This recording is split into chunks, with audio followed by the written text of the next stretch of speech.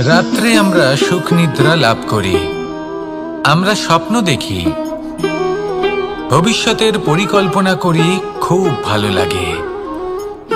সকালে যখন চোখ খুলি নিদ্রা ভঙ্গ হয়, স্বপ্ন সেইখানেই ভেঙে যায়, আর তারপর আমরা আমাদের রোজকার জীবন যাপন করি। স্বপ্ন হয়তো মানুষ রাতের বেলায় দেখেন, কিন্তু সেটাকে সার্থক দিনের বেলাতেই করতে হয়। রাতে মধুর বাতাসের নিচে কোমল শয্যায় শুয়ে মাতার গলায় মিষ্টি গান শুনতে শুনতে নিদ্রায় আচ্ছন্ন হওয়া, স্বপ্ন দেখা, ভবিষ্যতের পরিকল্পনা করা বড়ই সরল।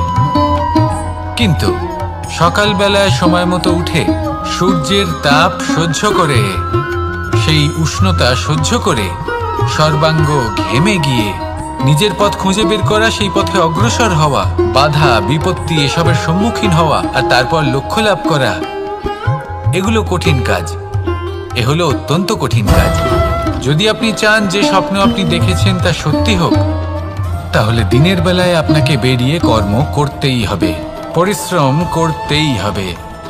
মনের এই চক্ষু দিয়ে স্বপ্ন দেখা সম্ভব, কিন্তু যদি আপনি বুঝতে পারেন যে এই স্বপ্নই হলো আপনার লক্ষ্য, তাহলে তাকে সার্থক করতে শুধুমাত্র পরিশ্রম দ্বারাই করতে হবে। তাহলে পরিশ্রম করুন আর আমার সাথে ভালোবেসে বলুন, রাধা রাধা। মানুষের জীবনে তিনটি গুণ অত্যন্ত প্রয়োজনীয়: শ্রদ্ধা, বিনম্রতা, যোগ্যতা। যদি জ্ঞান লাভ করতে চান তাহলে শ্রদ্ধার প্রয়োজন, যদি মান লাভ করতে চান তাহলে স্বভাবে বিনম্র হওয়া প্রয়োজন, আর যদি মনোবাঞ্ছিত স্থান লাভ করতে চান তাহলে যোগ্যতার প্রয়োজন। বিষয়টা সহজ।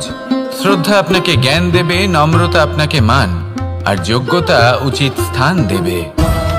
কিন্তু যদি আপনি এই তিনটি গুণ সম্মিলিত করেন, তাহলে এমন কিছু লাভ করবেন যা এই সব কিছুর থেকে অনেক ঊর্ধ্বে। সম্মান। আর এ হলো সেই সম্মান যা প্রত্যেক মানুষের নিজের জীবনে লাভ করতে চেষ্টা করা উচিত, কারণ এই হলো সেই সম্মান যার কারণে আপনি চলে যাওয়ার পরেও এই সংসার আপনাকে ভালোবাসবে আর মনে রাখবে। আসুন আমার সাথে ভালোবেসে বলুন, রাধা রাধা। আকাঙ্ক্ষা কখন লোভে পরিণত হয়ে যায় তা কেউ বলতে পারে না। এবার তার পরিণাম কি হতে পারে তাও আমরা কেউ জানি না। আজ আমি আপনাকে বলছি, কোনো ব্যক্তি সব থেকে বেশি ক্ষতির সম্মুখীন তখনই হয় যখন সে এটা মনে করে যে সে সব থেকে বেশি সুরক্ষিত স্থানে রয়েছে। সে ভাবে যে সে সেখানে সুরক্ষিত রয়েছে। সে তখন অসাবধান হয়ে পড়ে, আর তখনই তাকে জীবনের সব থেকে বড় ক্ষতির সম্মুখীন হতে হয়। নিঃস্ব হয়ে যাওয়ার পরিস্থিতি কোনো মানুষের জীবনে তখনই আসে যখন তার কাছে প্রচুর সম্পত্তি থাকে এবং সে তার থেকেও অনেক বেশি সম্পত্তি অর্জন করতে চায়। সেই অনেক বেশি সম্পত্তি অর্জন করার চেষ্টায় সে এমন কিছু করে বসে যার ফলে তাকে সমস্ত সম্পত্তি হারাতে হতে পারে। একজন রচনাকার নিজেই নিজের প্রতিভা একদম শেষ করে দিতে পারে যখন সে অনেকগুলো কাজ নিজের কাঁধে নিয়ে নেয়। একটা গুরুত্বপূর্ণ কথা সবসময় মনে রাখবেন, আজ আপনি যেখানেই থাকুন না কেন, যেমনই যে কোনো স্থানেই থাকুন না কেন, এর পেছনে আপনার আকাঙ্ক্ষার একটা বিশাল ভূমিকা রয়েছে। কিন্তু মনে রাখবেন, আপনাকে শিখতে হবে যে কখন আর কিভাবে নিজের উচ্চাকাঙ্ক্ষাগুলিকে লাগাম পরাতে হবে, কারণ এটা অত্যন্ত আবশ্যক। তাই আসুন আর আমার সাথে ভালোবেসে বলুন, রাধা রাধা। অনেক সময় আমরা জীবনে অনেক মানুষকে এমন বলতে শুনে থাকি যে আমি অসফল হয়েছি কারণ আমার সময় ভালো যাচ্ছিল না। আমি এই জিনিসটা লাভ করতে চাইছিলাম কিন্তু করতে পারলাম না কারণ আমার সময়টা ভালো যাচ্ছিল না। আমি আমার জীবনে ওই মহান কাজটা করতে চাইছিলাম কিন্তু করতে পারলাম না। কেন? কারণ আমার সময়টা ভালো যাচ্ছিল না। কিন্তু যে মুহূর্তে ভালো সময় আমার জীবনে আসবে, আমি সব কিছু প্রাপ্ত করব। এমন প্রায় প্রত্যেকেই বলেন। আসুন একটা কথা বোঝা যাক। একজন মালিকে দেখুন, সে প্রত্যেক দিন গাছের সেবা করে, তাকে জল দেয়, তার যত্ন আত্তি করে। কেন প্রত্যেক দিন সেই গাছ ফল দেয় না? সঠিক সময় এলে তবেই সেই গাছ ফল দেয়, কিন্তু প্রত্যেক দিন মালি তার সেবা করে, তাকে যত্ন করে। শুধুমাত্র তখন করে না যখন সেই গাছ ফল দিতে সক্ষম। আর যদি মালি গাছের যত্ন প্রতিদিন না করে, তাহলে হয়তো সেই গাছ ফল দিতেই পারবে না। এটাই হলো আমাদের জন্য একটা শিক্ষা। যখন সময় আমাদের জন্য অপেক্ষা করে না, তখন আপনি সময়ের জন্য কেন অপেক্ষা করছেন? ভালো সময়ের জন্য অপেক্ষা করবেন না। ভালো এবং শুভ কর্ম দ্বারা ভালো সময়কে নিজের কাছে টেনে আনুন। নিরন্তর কর্ম করুন, পরিশ্রম করতে থাকুন। শুভ সময় আপনা থেকেই আপনার কাছে আসবে। আসুন আমার সাথে ভালোবেসে বলুন, রাধা রাধা। মানুষের এই সংসারে জীবনযাপন করার জন্য কিছু জিনিসের প্রয়োজন পড়ে। এমন কিছু আবেগ, এমন কিছু বস্তু আছে যেগুলো তার প্রয়োজন হয়। কিন্তু সব থেকে বেশি যে জিনিসটা তার প্রয়োজন হয় সেটা হলো সম্মানের। আমাদের ভালো লাগে যখন কেউ আমাদের সম্মান করে। আমরা কাউকে সম্মান করলে তারও সেটা ভালো লাগে। কিন্তু আপনি দেখবেন যে সংসারে বেশিরভাগ মানুষ দুটি মাপদণ্ডের ভিত্তিতে সম্মান করেন। হয় বয়স দেখে করেন বা উপার্জন দেখে, অর্থাৎ সেই ব্যক্তি কতটা উপার্জন করেন। এবার ভেবে দেখুন, এটা আবশ্যক নয় কারোর বয়স যদি বেশি হয় তার বুদ্ধিও ততটাই বেশি হবে। আবশ্যক এটাও নয় যে কোনো ব্যক্তি যদি অত্যন্ত ধনী হন বা তার মনও নির্মল হবে বা তিনি সৎকর্ম করবেন বা এমন কোনো কর্ম করবেন যাতে উনি সম্মান লাভ করতে পারেন। হতে পারে উনি ধনী কিন্তু দুশ্চরিত্র। সেই জন্য বয়স বা উপার্জন দেখে কোনো ব্যক্তিকে সম্মান করবেন না। কর্ম দেখুন। যদি গভীরভাবে ভেবে দেখেন তাহলে দেখবেন যদি কোনো মানুষ কোনো সৎকর্ম করেন তাহলে তার প্রতি হৃদয় থেকে সম্মান জাগ্রত হয়। এটাই হলো সেই সম্মান যা অর্জন করতে হবে। বয়স আজ আছে, কাল আরো বৃদ্ধি পাবে। উপার্জন আজ আছে, কাল সেটা কমে যেতেও পারে। কিন্তু যদি আপনি নিরন্তর শুভকর্ম করতে থাকেন তাহলে আপনি মৃত্যুর পরেও অমর হয়ে থাকবেন। আসুন আমার সাথে ভালোবেসে বলুন, রাধা রাধা। পাপ এবং পুণ্য, এই দুই হলো সংসারের এমন দুই বিন্দু যাকে কেন্দ্র করে এই সংসারের চক্র ঘুরতে থাকে। আমরা যদি কোনো কর্ম বিচার করি, হয় পুণ্য নয় পাপের দৃষ্টিভঙ্গি দিয়ে, এটা হয় পুণ্য না হলে পাপ। কিন্তু এই পাপ এবং পুণ্য এই দুই নির্ভর করে প্রত্যেক মানুষের উপর, তার চিন্তাধারা, তার পরিস্থিতির ওপর। ধরুন এমন একজন মানুষ যিনি অনেক দিন ধরে বনে পথ হারিয়েছেন, অনেক দিন হয়তো উনি কোনো খাবার খাননি। এবার এমন পরিস্থিতি চলে এসছে যে এবার যদি উনি খাবার না খান তাহলে হয়তো জীবিতই থাকবেন না। আর এমন অবস্থায় ওনার সামনে যদি কোনো প্রাণী আসে তাহলে তাকে শিকার করা, এটা কিন্তু তার কাছে পাপ নয়, এটা তো জীবিত থাকার একমাত্র উপায়। এটা তার কাছে পুণ্য সম। আর যদি আমি এমন একজন ব্যক্তির কথা বলি যিনি সরল, যিনি একটি সুখী, শান্ত, সুরক্ষিত জীবনযাপন করছেন, তার কাছে কিন্তু এটা পাপ। এইরকমই এই সংসারে ভিন্ন ভিন্ন পরিভাষা আছে পাপ এবং পুণ্যের। তার মধ্যে যদি আমি আপনাকে একটি সরল পরিভাষা দিই, সেটা হলো জীবনে যখনই কোনো কর্ম করবেন সেটা নিয়ে একটু ভেবে দেখুন যে এই যে কাজটা আমি করছি তার ফলে এই যে অন্য মানুষেরা আছেন এই সংসারে তারা কি দুঃখ পাবেন? যদি তারা দুঃখ পান তাহলে সেটা পাপ।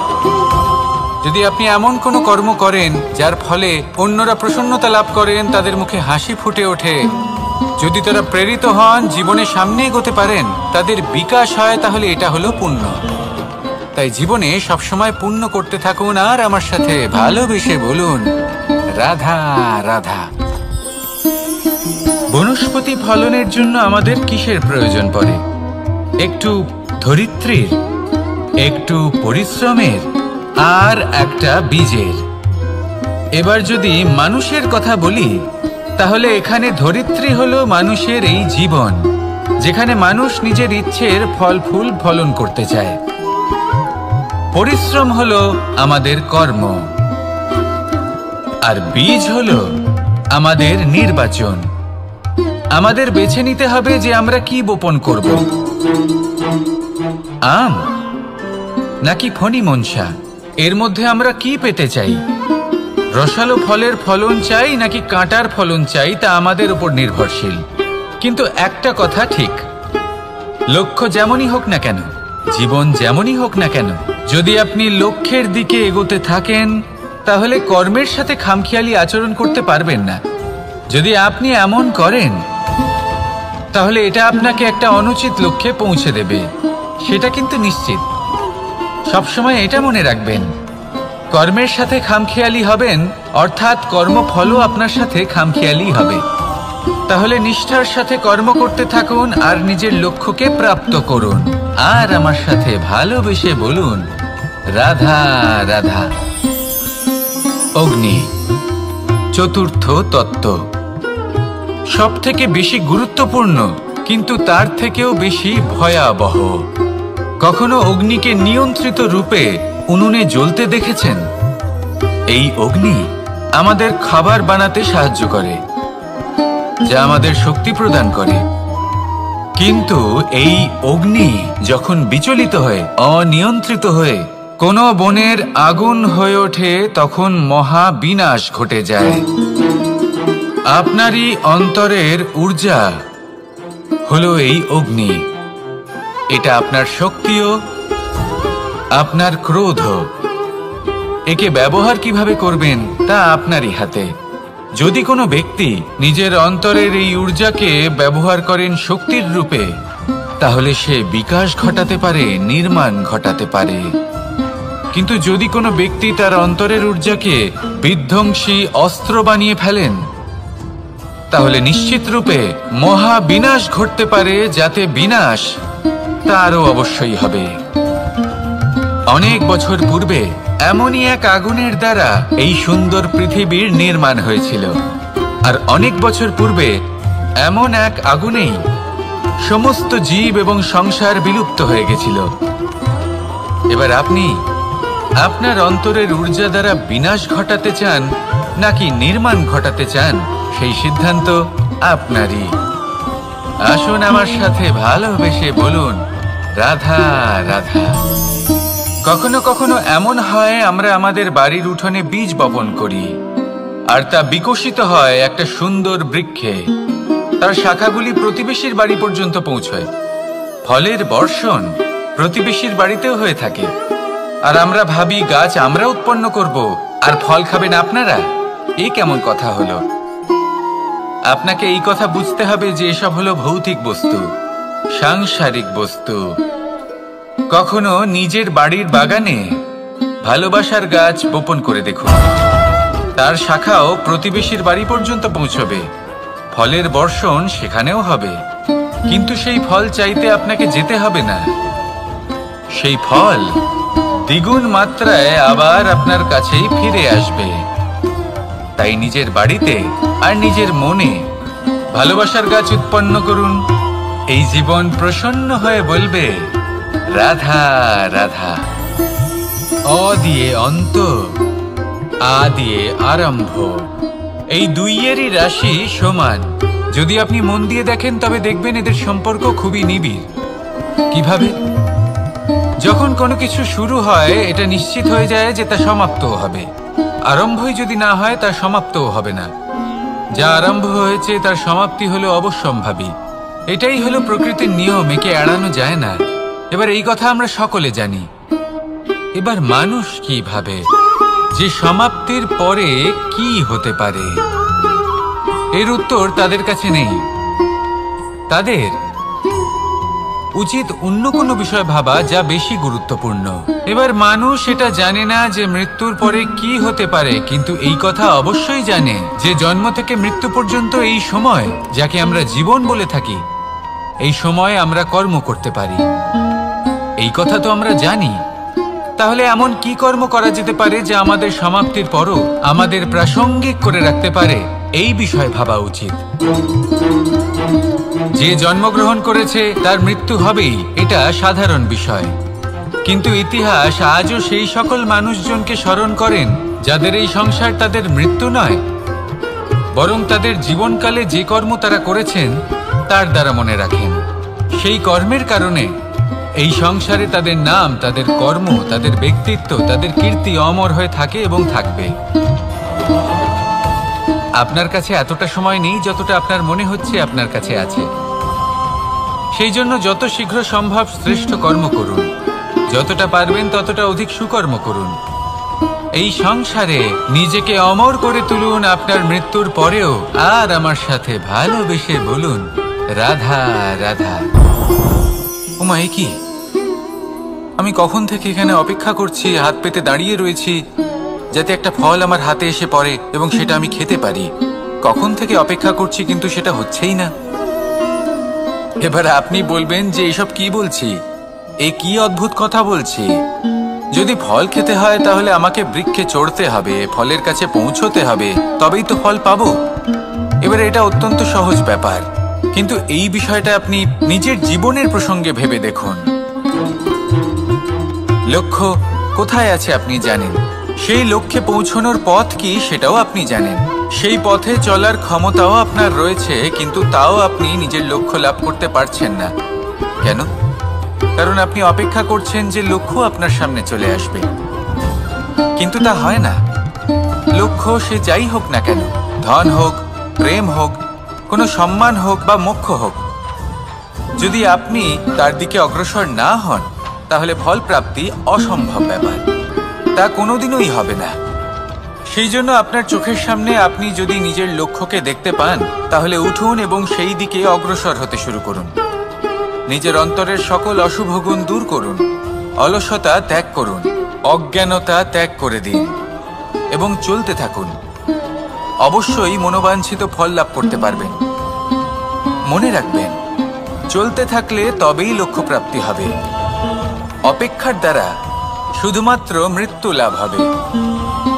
আসুন আমার সাথে ভালোবেসে বলুন রাধা রাধা। পাখি কখন জন্ম নেয়, কখন উড়তে শেখে, কখন বাসা বানাতে শেখে, কখন নিজের মৃত্যু লাভ করে, এসব আমাদের মধ্যে কেউ জানি না। কিন্তু পাখি একটা কথা খুব ভালো করে জানে, যে এই সংসারেও যা কিছুই করুক না কেন, এই সংসারের ওকে নিয়ে কিচ্ছু যায় আসে না। এবার আমরা কি করি?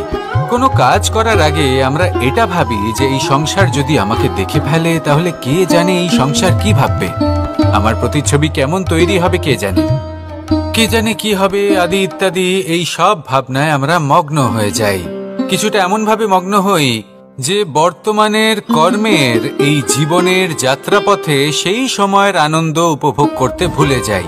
এবার দেখুন একটা পাখি কি করে, ওর কর্ম হলো গান গেয়ে চলা। ওই পাখি গেয়ে চলে, কেউ ওর গান শুনুক বা না শুনুক, কেউ আদৌ শুনছে কিনা সেই বিষয়টা নিয়ে সেই পাখির কিছুই যায় আসে না। সেই পাখি নিজের কর্ম করতে থাকে। হয়তো সেই জন্যই আপনি কখনো কোনো পাখিকে কাঁদতে দেখবেন না। এরকমই আপনাকে নিজেকে গড়ে তুলতে হবে। প্রথমে নিজেকে জিজ্ঞেস করুন, এই যে কর্ম আমি করতে চলেছি সেটা কি উচিত? যদি আপনার মনে হয় সেটা উচিত তাহলে সেটা প্রমাণ করুন। এটা ভাববেন না যে এই সংসার কি ভাববে। আসুন আর আমার সাথে ভালোবেসে বলুন রাধা। বনের মধ্যে যদি আপনি কোনো বিষাক্ত সাপ দেখেন তাহলে কি করবেন? আপনি তখনই তার থেকে দূরে পালাতে চেষ্টা করবেন। আর এটা কেন করবেন? নিজের রক্ষার্থে। এই কথা আমি নয় মেনে নিলাম, কিন্তু নিজের জীবনে এটা করেন না কেন? আপনি যেখানেই যান, যে স্থানেই যান না কেন, প্রত্যেক সময়ে প্রত্যেক মুহূর্তে এমন বিষাক্ত সাপ আপনি অবশ্যই খুঁজে পাবেন। আর সেই সাপ নয় যাদের আপনি বনে খুঁজে পাবেন, এরা হলো সেই সাপ যা আপনাকে পাপ করতে বাধ্য করবে। আপনার অন্তরের বাসনা, ক্রোধ, অহংকার, লোভ, ঈর্ষা এদের বৃদ্ধি ঘটাবে। দেখুন, বনের এই সাপ আপনাকে একবার ছেড়ে দিতেও পারে, ছোবল নাও মারতে পারে, কিন্তু এই যে পাপরূপী সাপ আছে তা অবশ্যই ছোবল মারবে। কর্ম যদি করেন তাহলে অবশ্যই ফল পাবেন। সেই জন্য যখনই কোথাও যাবেন যদি এমন কাউকে দেখেন, যদি এমন কিছু দেখেন যে আপনাকে পাপ করতে বাধ্য করছে, তাহলে সেই মুহূর্তে সেখান থেকে পালিয়ে যান। যেমন বনের সাপ দেখে আপনি পালাতে থাকেন। সৎকর্মের রক্ষা অত্যন্ত আবশ্যক। আসুন আর আমার সাথে ভালোবেসে বলুন, রাধা রাধা। যদি কোনো সিংহ বানরের মতো গাছে চড়তে চেষ্টা করে তাহলে কি হবে? একটা মাছ যদি মাটিতে হাঁটতে চেষ্টা করে তাহলে কি হবে? তারা বিফলই হবে। কিন্তু এরকম কেন হয়? তার কারণ হলো প্রকৃতির রচনা কিছুটা এরকম। এখানে প্রত্যেকটি ব্যক্তিকে, প্রত্যেকটি প্রাণীকে আলাদা আলাদা গুণের অধিকারী করা হয়েছে এবং সকলকে একটা সীমাও প্রদান করা হয়েছে। এবার এই যে বৃক্ষ, পশু, পাখি, এদের মধ্যে সেই ক্ষমতাই নেই যে এরা নিজেদের যাচাই করতে পারবে, নিজেদের সীমাগুলো বুঝতে পারবে, নিজেদের সদ্গুণগুলো চিনতে পারবে। এরা সেটা করতে পারবে না। কিন্তু মানুষ তো আলাদা। মানুষের কাছে সেই বিশেষ শক্তি আছে যে তারা পূর্ণরূপে নিজেদের যাচাই করতে পারবে, নিজেকে পূর্ণরূপে বুঝতে পারবে, নিজের দোষ, নিজের অপগুণ, নিজের সদ্গুণ, নিজেদের সীমাগুলো তারা বুঝতে পারবে। আর এটা অত্যন্ত গুরুত্বপূর্ণ। কথায় আছে যে যদি সাফল্য লাভ করতে হয় তাহলে নিজেকে যাচাই করে নিতে হবে। তাই নিজেকে যাচাই করুন, নিজের সাথে পরিচিত হয়ে যান এবং জীবনে কর্ম করতে থাকুন। সাফল্যের শিখরে অবশ্যই পৌঁছে যাবেন। আর ওখানে যদি যান তাহলে এই মন প্রসন্ন হয়ে অবশ্যই বলবে, রাধা রাধা। অন্ধকারাচ্ছন্ন রাত্রি যদি এসে থাকে তাহলে আলোকিত প্রকাশ নিয়ে সূর্যও অবশ্যই আসে। রোগ যদি এসে থাকে তাহলে তার ওষুধও অবশ্যই আসে। সমস্যা যদি আসে তাহলে সেই সমস্যার সমাধানও নিজে থেকেই আমাদের কাছে চলেই আসে। এই সংসার, এই জীবনের শুধুমাত্র একটাই নিয়ম আছে, আর তা হলো এটাই, এই সংসার হলো একটা চক্রের মতো। এতে শাশ্বত বলে কিছু নেই, নিত্য বলে কিছু নেই। আর যা কিছুই রয়েছে সব বদলাতে চলেছে। যদি আপনার জীবনে দুঃখ থাকে, সমস্যা থাকে, যদি আপনি বিপদ দ্বারা আচ্ছন্ন, তাহলে মনে রাখবেন সবকিছু বদলে যেতে চলেছে। দুঃখের সময় কাঁদবেন না, মনকে আরো দুঃখী করে তুলবেন না, কারণ এখানে যা কিছুই এসেছে তা যাওয়ার জন্যই এসেছে। তাহলে এত চিন্তা কিসের? আনন্দ সহকারে জীবন যাপন করুন আর আমার সাথে ভালোবেসে বলুন, রাধা রাধা। রাত্রিবেলায় যখন আলোকিত জোনাকিদের দেখেন তখন মন প্রসন্ন হয়ে ওঠে। এদের দেখতে খুবই সুন্দর লাগে। আর এমন ঠিক কেন হয়? প্রথম হলো এটাই যে রাতের বেলায় চতুর্দিক অন্ধকারাচ্ছন্ন থাকে। এমত অবস্থায় যদি আমরা কোথাও একটু প্রকাশ দেখি তাহলে সেটাই আশার কিরণের ন্যায় মনে হয়। সেই প্রকাশই আমাদের মন প্রসন্ন করে তোলে। আর সেই জন্য যে সকল মানুষ রাতের বেলায় কোনো জোনাকি দেখতে পান তারা প্রসন্ন হয়ে যান। এবার কখনো কখনো জীবনে আমাদের মনে হয় যে চতুর্দিকে শুধুমাত্র অন্ধকারই হয়ে আছে, প্রত্যেকেরই তা কখনো মনে হয়। আর তখনই আমাদের নিরাশ হলে চলবে না, আমাদের দুঃখী হলে চলবে না। সেই সময় আমাদের খুঁজতে হবে নিজেদের আশেপাশে, চতুর্দিকে, আর কোথাও না কোথাও আমরা প্রকাশ অবশ্যই দেখতে পাবো, আশার একটা কিরণ অবশ্যই দেখতে পাবো। কেউ এমন একটা কর্ম করেন যেটা দেখে আমরা প্রেরিত হয়ে যাই। আর এমন কোনো কর্ম যদি আপনারা করেন তাহলে সেই কর্ম আপনার মনকে প্রসন্ন ভাব, আনন্দ এবং ভালোবাসা দ্বারা ভরিয়ে তুলবে। আপনার অন্তরে সেই অন্ধকারের অন্ত করবে, দুঃখেরও অন্ত করবে। আর এই মন প্রসন্ন ভাব নিয়ে বলবে, রাধা রাধা। মনুষ্য জীবনের সবথেকে বেশি গুরুত্বপূর্ণ বিষয় হলো মনের একাগ্রতা। এই সংসারের যে কটি মহান কার্য সম্পাদন হয়েছে তা হলো মনের এই একাগ্রতার একমাত্র ফল। আপনি অবশ্যই দেখে থাকবেন অনেক ছোট বড় নদী যা বয়ে চলে তাদের সামনে একটা বাঁধ নির্মাণ করা হয় সেই সব নদীর জল সঞ্চয় করতে। বাঁধ হয়ে গেলে প্রয়োজন মতো বা মনের ইচ্ছে মতো তাকে ব্যবহার করা সম্ভব। এবার এটাই আমাদের মনের সাথেও সম্ভব। আমাদের মনের একাগ্রতা আজকের দিনে দাঁড়িয়ে বিভিন্ন ধরনের বিকার, ক্রীড়া এবং ভোগের মধ্যে ভাগ হয়ে গেছে। একে একত্রিত করতে হবে, একটা বাঁধ নির্মাণ করতে হবে, কর্মের বাঁধ। আপনাকে শুধু এটাই করতে হবে, যেটা উচিত কর্ম সেটাই করুন, যেটা অনুচিত কর্ম সেটা করা থেকে নিজেকে বিরত রাখুন। ব্যাস, এই কাজটাই আপনি করতে থাকুন, করতে থাকুন। মনের মধ্যে একাগ্রতার বাঁধ নির্মাণ করুন। আর একবার যদি তা নির্মাণ হয়ে যায় তাহলে যখন চাইবেন, যেখানে চাইবেন, যতটা চাইবেন একাগ্রতা প্রয়োগ করতে পারবেন। আর একবার যদি আপনি এটা শিখে যান তাহলে এই সংসারকে বদলে ফেলার মতো কাজ আপনি করতে পারবেন, সমাজকে শোধরাবার মতো কাজ করতে পারবেন। তাহলে এই মনকে একাগ্র করুন আর আমার সাথে ভালোবেসে বলুন, রাধা রাধা।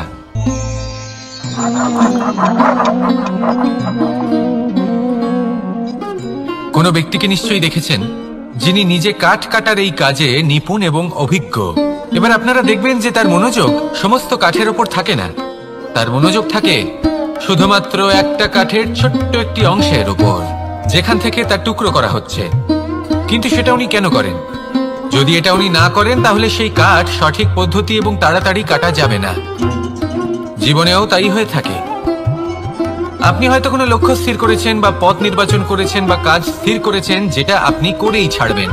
তাহলে নিজের সম্পূর্ণ মনোযোগ শুধুমাত্র তার উপর কেন্দ্রীভূত করুন। যদি আপনার মন এদিক ওদিক তাকাতে থাকে, অস্থির হয়ে পড়ে, বিচলিত হয়ে পড়ে, যদি তা হয়ে থাকে তাহলে আপনি অবশ্যই অসফল হবেন। তাই কর্মঠ থাকুন, নিরন্তর কর্ম করতে থাকুন এবং পূর্ণ মনোযোগ দিয়ে নিজের কাজ করুন। নিজের পথে অগ্রসর হন বা নিজের লক্ষ্য প্রাপ্ত করতে চেষ্টা করুন। তারপর দেখুন কি হয়, কিভাবে উচিত পথে এবং তীব্র গতিতে আপনার লক্ষ্য আপনার কাছেই পৌঁছে যায়। আর আপনার এই মন প্রসন্ন হয়ে বলে, রাধা রাধা। কখনো কোনো নদীকে দেখেছেন? একই আকার, একই স্থান, শুধু প্রবাহিত হতে থাকে। এর মধ্যে কখনো কোনো অপদ্রব্য ফেলে দেখুন, দেখবেন সেটা বেশিক্ষণ সেখানে থাকে না। সেটা নদীর সাথে বইতে থাকে আর বয়ে যেতে যেতে সাগরে সমাহিত হয়ে যায়, আর শেষ পর্যন্ত সাগর সেটাকে তটে ফেলে দেয়। কিছুটা এমন হওয়া উচিত আমাদের বিচারধারাও। এক স্থানে তা স্থগিত হওয়া উচিত নয়, এটা সবসময় প্রবাহমান হওয়া উচিত। তবেই আমাদের চেতনা, আমাদের মূল্যবোধ এবং আমাদের স্মৃতি, এই তিনটি শ্রেষ্ঠ থাকবে। আর এটাই হলো পুকুর এবং নদীর মধ্যে পার্থক্য। নদীতে জল সবসময় বয়ে চলে, সেই জন্য পবিত্র থাকে, শুদ্ধ থাকে এবং পরিষ্কার থাকে। আর সেখানে এই পুকুরের তলদেশে সব জমা হতে থাকে, আর সেই জন্য তা অপবিত্র হয়ে যায়। তাই সবসময় এই বিচারধারা প্রবাহমান রাখুন। যদি মনে কোনো ভাবনা চলে আসে, সেখানেই থেকে যায় এবং বিদ্যে থাকে, তাহলে তা বের করে দিন, তাকেও বয়ে যেতে দিন, এবং তার যা উত্তর হবে তা সময়ের সাথে আপনার সামনেই চলে আসবে। শুধুই নদীর মতো প্রবাহমান হন আর আমার সাথে ভালোবেসে বলুন, রাধা রাধা। এই সংসারে সাফল্য লাভ করার জন্য জ্ঞানের প্রয়োজন হয়, পরিশ্রমের প্রয়োজন হয়, দৃঢ় নিষ্ঠার প্রয়োজন হয়, নিরন্তর চেষ্টা করা প্রয়োজনীয়। কিন্তু আরো কিছু আছে যা অত্যন্ত প্রয়োজনীয় এবং গুরুত্বপূর্ণ। তা হলো ভালো বন্ধু। তাদের থাকা অত্যন্ত প্রয়োজনীয়। যদি ভালো বন্ধু থাকে তাহলে সময় এলে তারা ঢাল হয়ে আপনাকে সুরক্ষা করবেন। সময় এলে অস্ত্রের মতো শত্রুকে সংহারও করবেন। যদি তিনি জ্ঞানী হন, তাদের মধ্যে সদ্গুণ থাকে, তাহলে এই সব গুণ আপনার মধ্যেও প্রবেশ করবে। তাহলে সাফল্যের জন্য ভালো বন্ধু পাওয়া অত্যন্ত প্রয়োজনীয়। কিন্তু শুধু বন্ধু কেন, ভালো শত্রুও থাকা প্রয়োজনীয়। এবার আপনি ভাববেন, আমি কি বললাম? যদি আপনার জীবনেও ভালো অর্থাৎ শক্তিশালী শত্রু থাকে, তাহলে আপনিও শক্তিশালী হতে থাকবেন। এই শত্রু আপনাকে প্রেরিত করবে আরো বেশি শক্তিশালী হয়ে ওঠার। কখনো কোনো হরিণকে দেখুন, তীব্র গতিতে দৌড়তে থাকে। কেন তীব্র গতিতে দৌড়য়? এই কারণে নয় যে কোথাও তার জন্য মধুর ঘাস অপেক্ষা করে রয়েছে, না। সে এই কারণে তীব্র গতিতে দৌড়য় কারণ সেটা না করলে তার পেছনে একটি সিংহ আছে যে ওকে নিজের ভোজন করে ফেলবে। তাই জীবনে বিপদ, সংকট, এই সবকিছুও হলো অত্যন্ত গুরুত্বপূর্ণ। তার সম্মুখীন হতে শিখুন আর আমার সাথে ভালোবেসে বলুন, রাধা রাধা। আমরা সবাই ফল খাই, কিন্তু আমাদের সেই ফলই প্রিয় হয় যে পরিপক্ক হয়ে ওঠে, যেটা নম্র হয়, আর যে ফল অনেক বেশি মিষ্টি আর সুস্বাদু হয়ে থাকে, যাদের রঙে বাহার দেখা যায়। সেইভাবে জীবনে আমরা নানান মানুষের সাথে পরিচিত হই, কিন্তু সেই মানুষই আমাদের মন ছুঁয়ে যায় যারা বিনম্র স্বভাবের, যাদের বাণী খুব মধুর, যাদের অন্তরে আত্মবিশ্বাসের একটা তেজ, একটা রং দেখা যায়। এবার এমন ব্যক্তি আমরা কি করে হব? ঠিক সেইভাবেই যেমন একটা ফল রোদ, বর্ষা, শীত, বায়ু, এই সকল সংকটময় পরিস্থিতির সম্মুখীন হয়ে পরিপক্ক হয়ে ওঠে, সেইভাবেই মানুষ সংকটময় পরিস্থিতির সম্মুখীন হয়ে পরিপক্ক হয়ে ওঠেন। যদি এই সংকটের সম্মুখীন হন তাহলে অভিজ্ঞ হবেন, আর এই অভিজ্ঞতাই শিক্ষা দিয়ে যাবে। এই অভিজ্ঞতা আমাদের শিখিয়ে দেয় যে আমাদের বিনম্র থাকতে হবে। অহংকার করে কোনো লাভ নেই। মধুর বাণীর যে কি মূল্য তা আমরা শিখতে পারি। এই অভিজ্ঞতাই আমাদের বুঝিয়ে দেয় যে উচিত অনুচিত কোনটা, আমাদের দৃষ্টিভঙ্গি তৈরি করে, আর এই দৃষ্টিভঙ্গি দ্বারা আত্মবিশ্বাস জাগ্রত হয়। সেই জন্য জীবনে কখনো বিপদ থেকে দূরে পালাবেন না, সেগুলোর সম্মুখীন হন, অভিজ্ঞতা লাভ করুন, তার থেকে শিক্ষা লাভ করুন, এইভাবেই পরিপক্ক হবেন। আসুন আমার সাথে ভালোবেসে বলুন, রাধা রাধা। ধন সঞ্চয় করা সম্ভব, আর সেই জন্য ধন সব থেকে বেশি মূল্যবান সম্পত্তি নয়। এবার আপনি বলবেন, এ আমি কি বলছি? এই ধন খুব মূল্যবান, আমরা সকলে অর্জন করতে ব্যস্ত। সেটা এই কারণে, কারণ আপনারা জানেন না এই সংসারের সব থেকে বেশি মূল্যবান সম্পত্তি কি। এ হলো সেই সম্পত্তি যা কখনো সঞ্চয় করা সম্ভব নয়। আপনার কাছে যতই ধন থাকুক তা দিয়ে আপনি স্বাস্থ্য লাভ করতে পারেন, বাড়ি কিনতে পারেন, আদি ইত্যাদি, কিন্তু আপনি যতই ধনী হন না কেন, ফেলে আসা দিনের একটা মুহূর্ত আপনি লাভ করতে পারবেন না। এই একটা মুহূর্ত, এই সময়, এটাই হলো সংসারের সব থেকে মূল্যবান সম্পত্তি। একবার চলে গেলে তা কখনোই ফিরে আসে না। আর এই মুহূর্ত যতই চলে যাক না কেন, আমরা স্মৃতির মাধ্যমে সেগুলি যাপন করতে পারি, তার আনন্দ উপভোগ করতে পারি। আর যার সাথে আমরা সময় অতিবাহিত করেছি তার স্মৃতিতে আমরা চিরকাল জীবিত থাকতে পারি। সেই জন্য সময় সব থেকে মূল্যবান সম্পত্তি, তাকে এইভাবে নষ্ট করবেন না। প্রত্যেকটা মুহূর্ত উপভোগ করুন, আনন্দ করুন, আর ভালোবেসে বলুন, রাধা রাধা। কনক, কি সুন্দর একটা শব্দ।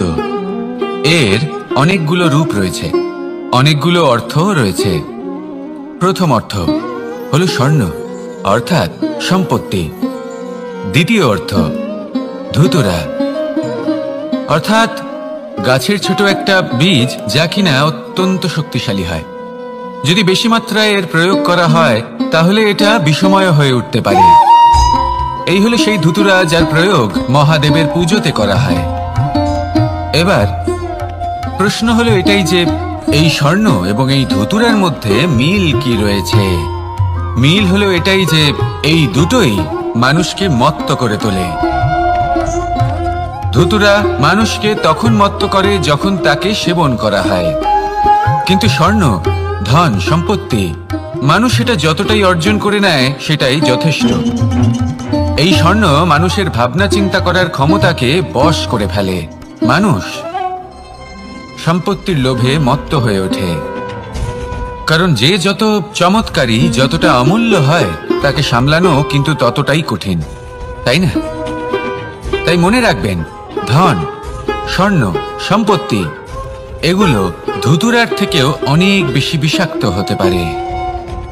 তাই এর ওপর আত্মসংযমের একটা কবচ পরিয়ে রাখবেন এবং বিবেকের শক্তির সাথে এগুলো প্রয়োগ করুন, তবেই কল্যাণ হবে।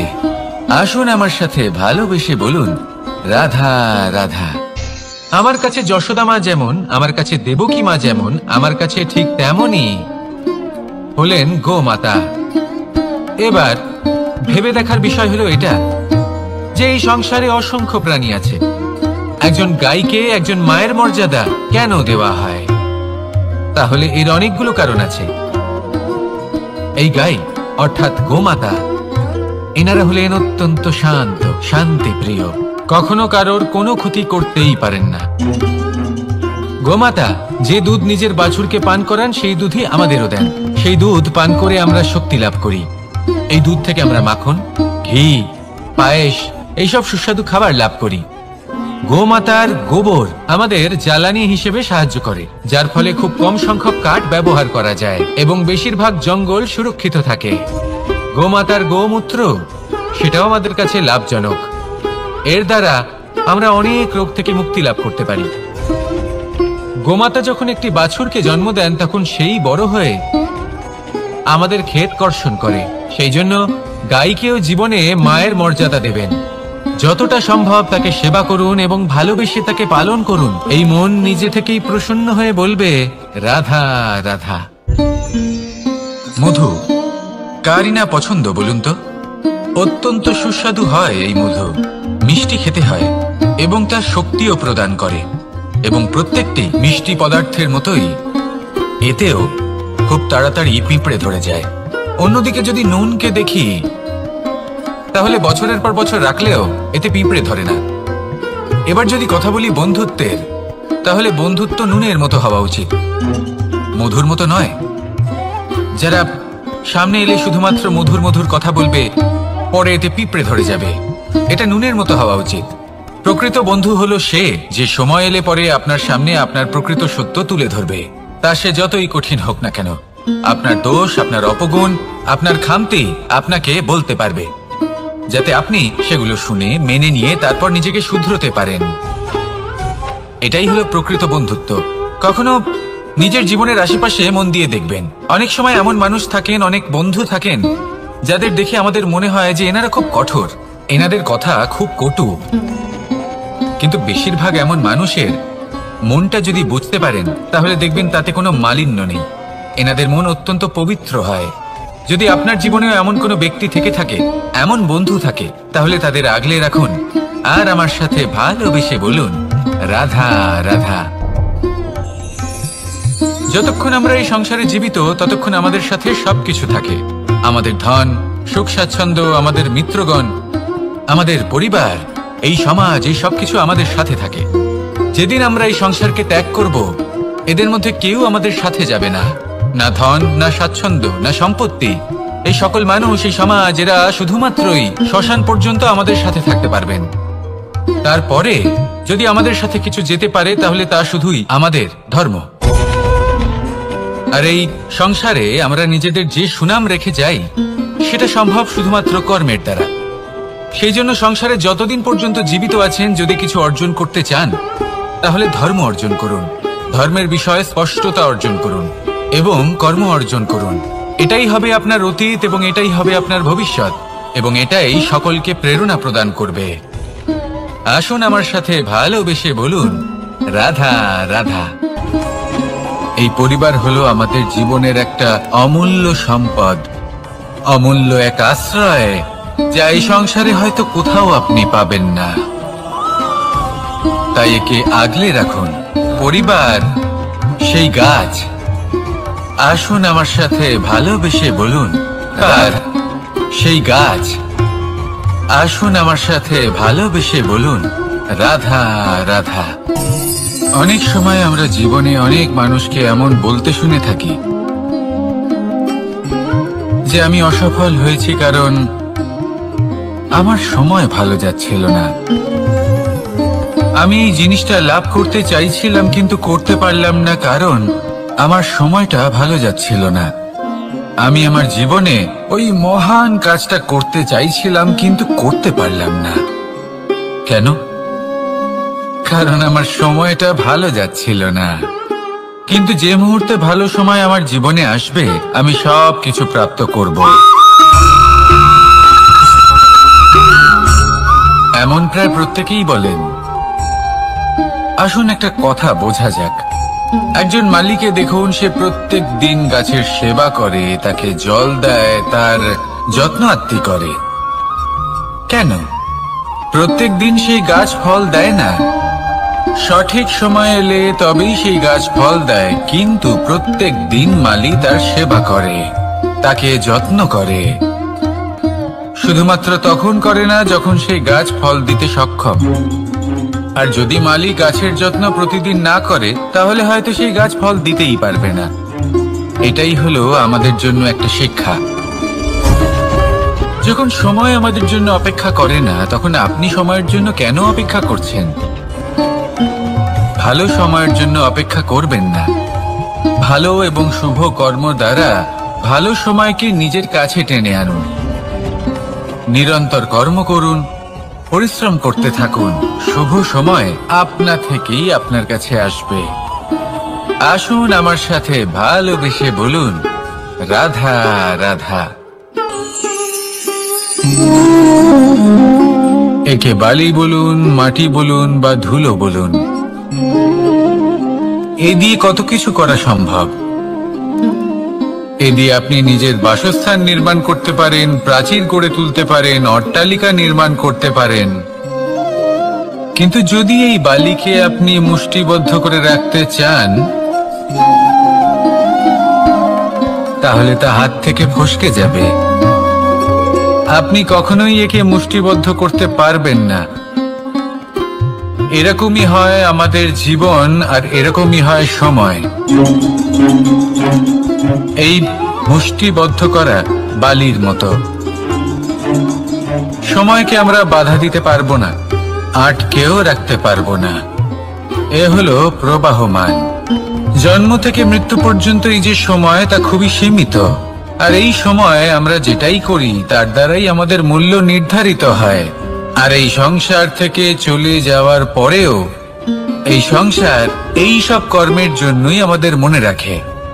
তাই যদি আপনি এটা ভাবেন যে আজ যে কর্ম করার ছিল আমি না হয় কাল করে নেব, কাল আমার লক্ষ্যে পৌঁছানোর কথা ছিল আমি পরশু পৌঁছবো, না, এই সময় খুব মূল্যবান, একে নষ্ট করবেন না।